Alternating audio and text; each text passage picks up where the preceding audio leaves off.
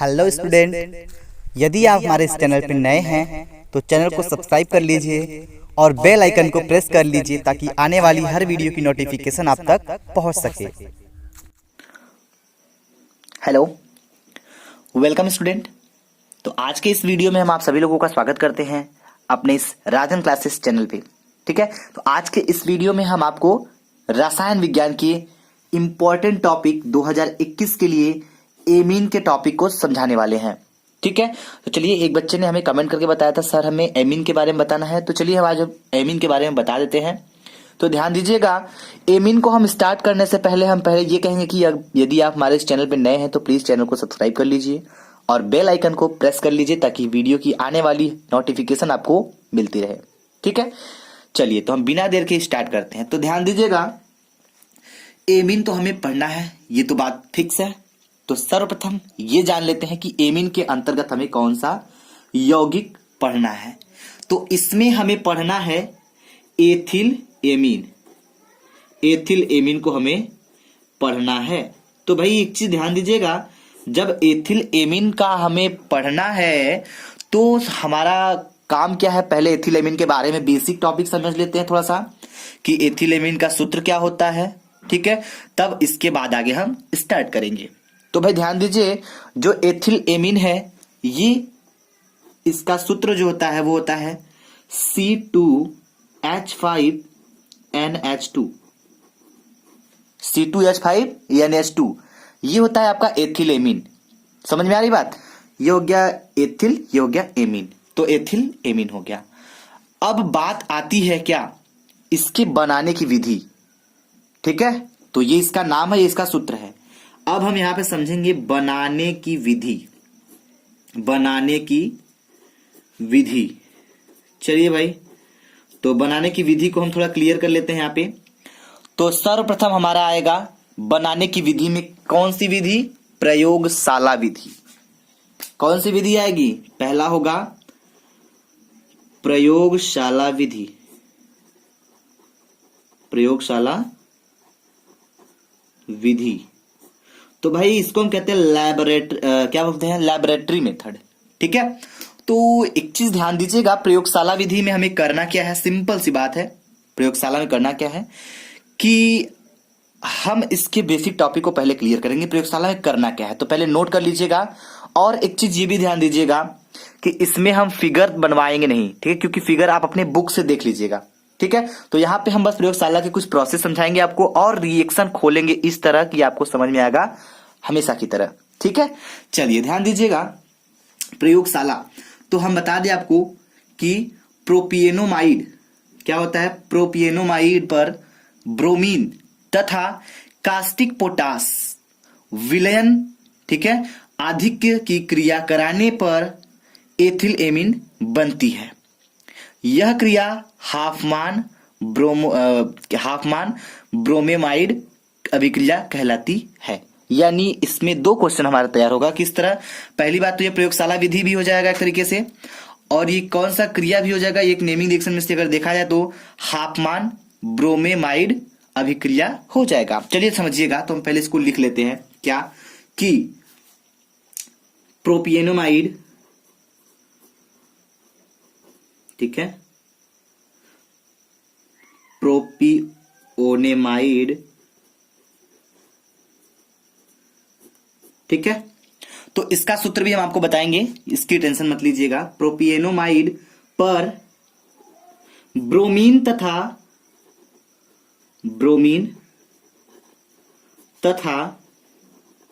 क्या? ब्रोमीन तथा caustic potash विलयन। कास्टिक पोटास विलयन आधिक्य, ठीक है, कास्टिक पोटास विलयन आधिक्य की क्रिया कराने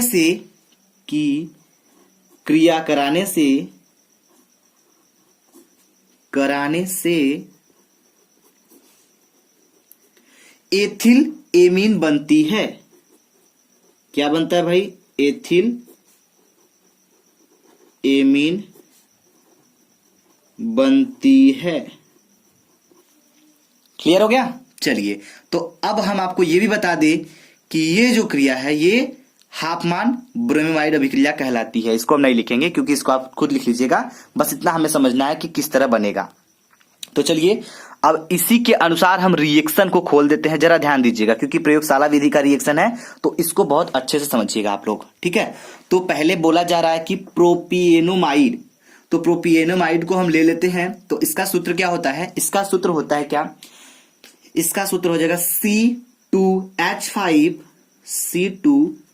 C2H5, ठीक है, CONH2, इसी को कहते हैं प्रोपिएनोमाइड।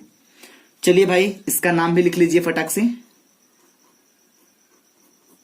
प्रोपिओनेमाइड। क्लियर है? प्लस अब क्या करेंगे हम? बोला जा रहा है ना ब्रोमीन तथा कास्टिक पोटास। ब्रोमीन बोला तो ब्रोमीन ले लेते हैं, Br2 हो जाएगा आपका, इसको हम बोलेंगे ब्रोमीन। ब्रोमीन हो गया। चलिए, प्लस अब क्या बोला जा रहा है? तथा कास्टिक पोटास विलयन। कास्टिक पोटास विलयन वो भी क्या? अधिक में। अधिक मतलब अधिक लेंगे, तो कास्टिक पोटास मतलब क्या? KOH, पोटेशियम हाइड्रोक्साइड को हम कहते हैं कास्टिक पोटास। अधिक के बोला जा रहा है तो हम इसका 4 मात्रा ले लेंगे, ठीक है। चलिए, अब ध्यान दीजिएगा, मार्क ऑफ रिएक्शन। अब ये बनाएगा क्या? एथिल एमीन बनाएगा। किस तरह बनाएगा? ध्यान दीजिएगा, आगे जगह थोड़ा कम है, हम नीचे भी एडजस्ट करेंगे, तो समझिएगा ध्यान से क्या होगा। एथिल एमीन का सूत्र हमने आपको पहले ही बता दिया था, C2H5NH2 होता है। तो एक काम करेंगे, C2H5 यहां से उठाएंगे, ठीक है, और NH2 यहां से उठाएंगे, ले चलेंगे यहां पे C2H5NH2, ये बन गया आपका एथिल एमीन, ठीक है भाई। इसका नाम लिख लीजिए, ये हो गया आपका एथिल एमीन। तो जो यौगिक बन गया उसको हमें नहीं छूना है। अब क्या करेंगे? प्लस, अब देखिए नीचे कर रहे हैं क्योंकि आगे जगह नहीं है, समझ जाइएगा थोड़ा सा। अब होगा क्या? CO बीच में बचा है, Br2 बचा है, 4KOH बचा है। तो करेंगे क्या? K कितना है पहले ध्यान दीजिए। K आपका है कितना? K आपका है 4 ठो, है ना 4 ठो। चलिए भाई, ये भी 4 ठो है, तो इसको हम एडजस्ट करेंगे। और कैसे करेंगे ध्यान दीजिएगा, होगा क्या आपका? K 4 ठो, तो हम 2 ठो K यहां लिख लेते हैं, ठीक है, 2 ठो K लिख लिए। अब Br कितना है? Br आपका 2 ठो है। अगर हम यहां Br लगा दे तो आगे 2 लगा ही है, 2KBr हो जाएगा, ठीक है, समझ में आ रही बात? तो 2KBr निकल जाए, इसको हम कहेंगे पोटेशियम ब्रोमाइड, ठीक है भाई। अब ध्यान दीजिएगा, प्लस अब क्या होगा? अब ये आपका पूरा का पूरा खत्म हो चुका है। यहां पे 4 ठो K था, 2 ठो यहां पे हो गया, 2 ठो K बचा हुआ है अभी, ठीक है। तो जो 2 ठो K बचा है उसको हम लिखेंगे K2, ठीक है। अब K का भी लफड़ा खत्म हो गया पूरा का पूरा। अब कितना दिया है C, जरा इसको ध्यान दीजिएगा। C हमारा दिया है बस 1 खो, यहां पे कितना है? 1 खो C दिया है। और O कितना है? 1 4 ठो यहां पे है और 1 खो यहां पे, 4 1 5 ठो O आपका दिया है। तो एक काम करेंगे, ये जो C दिया है इसको हम यहां लिख लेते हैं, K2C हो जाएगा। O आपका कितना है? 5 गो है, तो 5 है तो हम यहां पे 3 लिखेंगे, K2CO3 हो गया, ठीक है।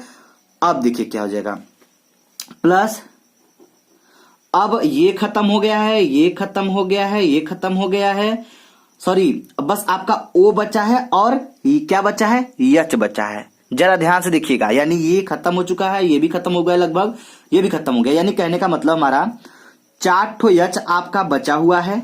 तो 4 ठो जब H बचा है तो हम क्या करेंगे? लिखेंगे 2H2। अगर 2H2 लिखेंगे तो 2 दूनी के 4 हाइड्रोजन पूरा हो गया। चलिए भाई, अब ऑक्सीजन को बैलेंस करना है थोड़ा सा। ऑक्सीजन ध्यान दीजिएगा, 4 और 1 5 ठो था ही, और हमारा यहां पे निकला कितना है? 3 ठो निकला है। तो बचा कितना? 2 ठो बचा है ना O।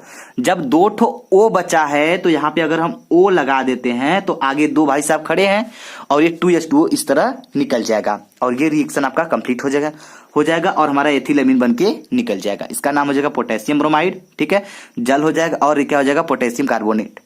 समझ में आ गई बात? चलिए, तो ये था प्रयोगशाला विधि। तो चलिए, उम्मीद करेंगे कि आपको प्रयोगशाला विधि समझ में आ गया होगा, ठीक है। तो आप इसको फटाफट नोट कर लीजिए और समझ में तो आ ही गया होगा। एक दो बार प्रैक्टिस और कर लीजिएगा। अगर नहीं समझ में आए तो वीडियो को फिर से रिपीट करिएगा ताकि आपका कंसेप्ट बिल्कुल क्लियर रहे। ठीक है, चलिए, अगर कोई आपको समस्या होती है, अभी कोई दिक्कत समझ में आता है, तो आप हमें तुरंत कमेंट बॉक्स में कमेंट करके पूछ सकते हैं। ठीक है, तो बाकी इसके फिगर को आप अपने इसकी बुक से देख लीजिएगा। अब हम बात करेंगे इससे रिलेटेड कुछ इसके भौतिक गुण के बारे में। तो ध्यान दीजिएगा भाई, भौतिक गुण के बारे में हम डिस्कस करेंगे।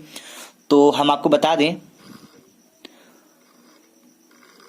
चलिए, तो आपका यहां से भौतिक गुण बता देते हैं हम। भौतिक गुण, ठीक है, इसको हम क्या कहेंगे भाई? इसको कहते हैं फिजिकल प्रॉपर्टी। Physical properties.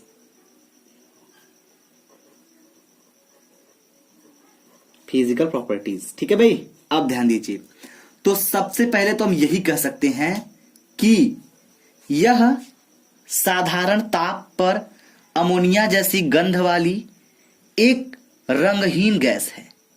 तो सीधी बात है, हम सीधा बोलेंगे यह एक रंगहीन गैस है। तो लिखेंगे पहले पॉइंट में, यह एक रंगहीन, रंगहीन का मतलब कोई रंग नहीं है इसका, यह एक रंगहीन और गंधहीन, गंधहीन, ठीक है, रंगहीन और सॉरी गंधहीन नहीं, गंध वाली, गंधहीन कैसे होगा? ठीक है, तो गंध वाली गैस है, गैस है, रंगहीन और गंध वाली गैस है। कौन भाई? Ethyl amine. और एक बात करें तो दूसरे पॉइंट लिखेंगे, इसका क्वथनांक कितना होता है भाई? जिसको पता है वो बता सकता है कमेंट बॉक्स में, जिसको नहीं पता है वो मत बताए, कोई दिक्कत नहीं, हम आपको बता देंगे। तो इसका क्वथनांक कितना होता है? 19 डिग्री सेंटीग्रेड है। ठीक है, तो ये सब इसके फिजिकल प्रॉपर्टी, आप इसको नोट कर सकते हैं। ठीक, चलिए, और हम एक बात बता दें कि इसका जलीय विलयन क्या होता है? क्षारीय होता है। तीसरे गुण में लिखेंगे, इसका जलीय विलयन, किसका जलीय विलयन? यानी एथिल एमीन का जलीय विलयन क्या होता है भाई? क्षारीय होता है, क्षारीय होता है। क्लियर है? चलिए, तो और भी आप लिख सकते हैं, अगर आपको इसके बारे में पता है, इसके गुण के बारे में, तो आप लिख सकते हैं, बिल्कुल लिख सकते हैं। ठीक है, चलिए, उम्मीद करेंगे कि आपको ये समझ में आ गया होगा। आइए हम इससे रिलेटेड कुछ और भी टॉपिक क्लियर करते हैं जो इसके केमिकल प्रॉपर्टीज से जुड़े हुए हैं। तो चलिए ध्यान दीजिएगा। चलिए, तो ध्यान दीजिएगा, अब हम समझेंगे रासायनिक गुण। रासायनिक गुण, ठीक है भाई, इसको कहेंगे क्या? Chemical properties. केमिकल प्रॉपर्टीज, ठीक है भाई। चलिए, इसकी केमिकल प्रॉपर्टीज को समझ लिया जाए थोड़ा सा। तो ध्यान दीजिएगा, यहां पे पहला हमारा जो होगा, ये क्या होगा? नाइट्रस अम्ल से अभिक्रिया। नाइट्रस अम्ल से अभिक्रिया।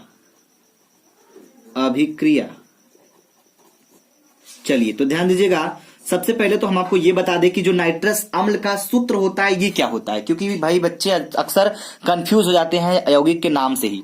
तो हम आपको बता दें, तो जो नाइट्रस अम्ल का सूत्र होता है वो होता है HNO2। HNO2 ये होता है आपका नाइट्रस अम्ल। ठीक है, अब इसकी क्रिया हमें किससे करानी है?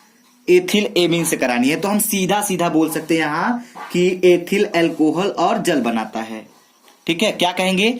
लिखेंगे, जब नाइट्रस अम्ल, ठीक है, की क्रिया एथिल एमीन से कराई जाती है तो क्या बनता है? एथिल अल्कोहल बनता है। तो चलिए हम आपको करा के दिखाते हैं रिएक्शन। तो ले लेंगे पहले हम एथिल एमीन। तो एथिल एमीन का सूत्र पता है आपको, C2H5 यानी H2। C2H5 यानी H2 हो जाएगा आपका। इसी का नाम होता है एथिलेमीन। क्या होता है भाई? Ethyl amine. चलिए वेरी गुड। प्लस अब क्या होगा? एथिलेमीन के बाद क्रिया किससे करानी है हमको? नाइट्रस अम्ल से। तो ले लेंगे आपका HNO2। ठीक है, ये हो गया नाइट्रस अम्ल। तो नाम लिखते चलिए, कोई दिक्कत नहीं होना चाहिए। तो जगह नाइट्रस अम्ल। ठीक, चलिए अब हम इसकी क्रिया करा रहे भैया, तो क्या बनेगा? एथिल अल्कोहल बनेगा। बहुत आसान है, बस समझते चलिए। देखिए किस तरह आपका बन रहा है। ठीक है, तो ध्यान दीजिएगा ओ कितना है पहले यहां ध्यान दीजिएगा। यहां पे ओ बस आपका 2 ही है, तो 2 ठो ओ है, तो हम इस यच के साथ एक ओ को यहां निकालेंगे और इनके साथ लपेटते हुए इनको बाहर निकालेंगे। तो निकलेगा क्या? हमारा H2O सीधा साधा भाई निकल जाएगा। ठीक है, H2 यहां पे था ही और यहां पे 2 ठो O है, तो एक O को हमने निकाल दिया तो बच गया एक O। जब एक को ऑक्सीजन आपका बचा हुआ है तो उसको कहां एडजस्ट करेंगे? ध्यान दीजिएगा प्लस। तो जो आपका एक O बचा हुआ है उसको हम रखेंगे कहां पे? कुछ इस तरह C2H5, इनको एक साथ निकालेंगे तो हो जाएगा C2H5। ठीक है, और ये जो H है, इस जो एक O बचा हुआ है यहाँ पे ना, तो उस O को यहां लिखेंगे और ये जो H है उसके बाद हम इस H को लिखेंगे। तो इस तरह बनेगा जो यौगिक, इसी को कहेंगे हम एथिल अल्कोहल। ये नाम किसका है? यही है आपका एथिल अल्कोहल। अल्कोहल। ठीक है, समझ में आ गया। चलिए अब देखिए प्लस। अब कुछ बचा कुचा है, जो बचा है उसको भी निकाल देते हैं हम लोग। तो अगर देखा जाए तो एक चीज आपका बचा ही रह गया है साला। क्या बचा है भाई? ध्यान दीजिएगा, एक खोयन आपका यहां रह गया है छुपा हुआ और एक खोयन आपका यहां बीच में छुपा है।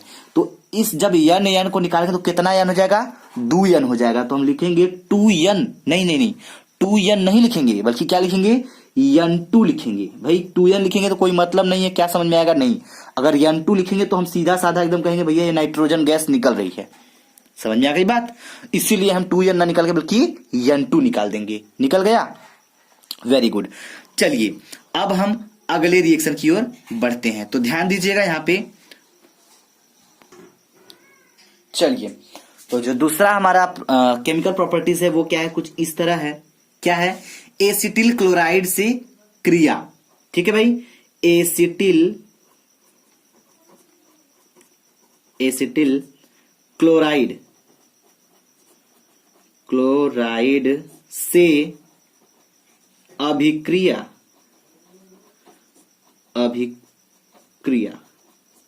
तो एसिटिल क्लोराइड से अभिक्रिया समझिएगा। समझने से पहले हम आपको ये समझा दें कि एसिटिल क्लोराइड का सूत्र क्या होता है। ठीक है भाई, जब एसिटिल क्लोराइड का सूत्र जानते रहेंगे तब आपको और अच्छे से समझ में आएगा। क्या होता है भाई? ध्यान दीजिएगा यहाँ पे। तो एसिटिल क्लोराइड का जो सूत्र होता है वो होता है CH3, ठीक है, COCl। ये होता है एसिटिल क्लोराइड का सूत्र। चलिए तो हम इसका रिएक्शन भी कराते हैं फटाफट।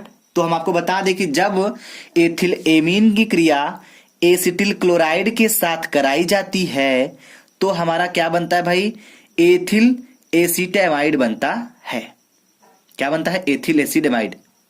तो चलिए हम आपको बता देते हैं कैसे बनेगा। ध्यान दीजिएगा। तो ये हो जाएगा आपका क्या? हाँ, पहले ले लेंगे एथिलेमीन। तो एथिलेमीन का सूत्र हो जाता है क्या? C2H5 NH2। ये हो गया आपका एथिल एमीन।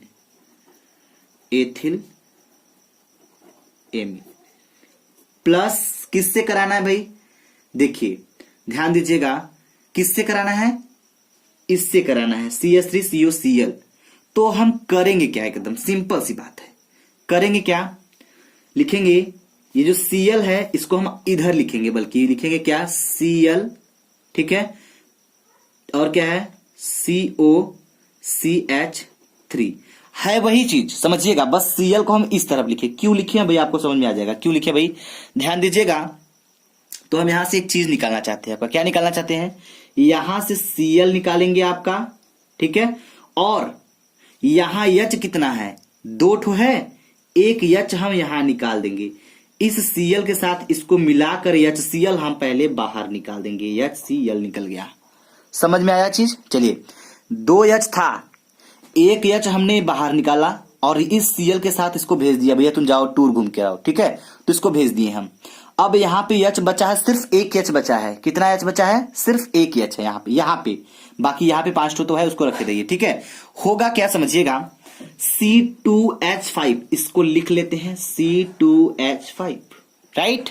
चलिए अब ध्यान दीजिएगा, N ये हो गया N, ठीक है। H एक बचा था ना, तो वही लिखेंगे H, क्योंकि एक तो जा चुके हैं भाई साहब। अब ध्यान दीजिएगा, बाकी जो C और CH3 पीछे बचे हुए हैं, इनको कहेंगे भैया आप भी बैठ जाइए जगह लेकर, मतलब COCH3। समझ में आई बात? हमने क्या किया फिर से एक बार समझ लीजिए। हुआ यूं, ये देखिए है क्या, ये एसिटिल क्लोराइड है, इसका नाम लिख देते हैं थोड़ा सा तो आपको क्लियर हो जाएगा। एसिटिल क्लोराइड, ठीक है। तो एक चीज ध्यान दीजिएगा, हुआ ये H2 में से एक H निकाल के HCl के साथ इसको हम HCl निकाल दिए।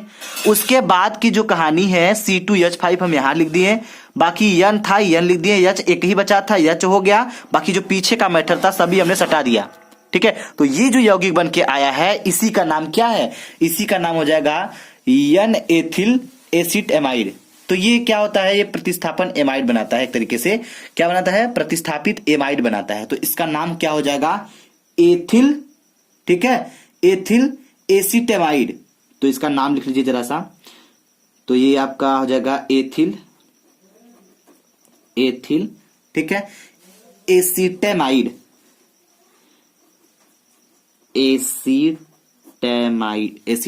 ठीक है, एसिटेमाइड।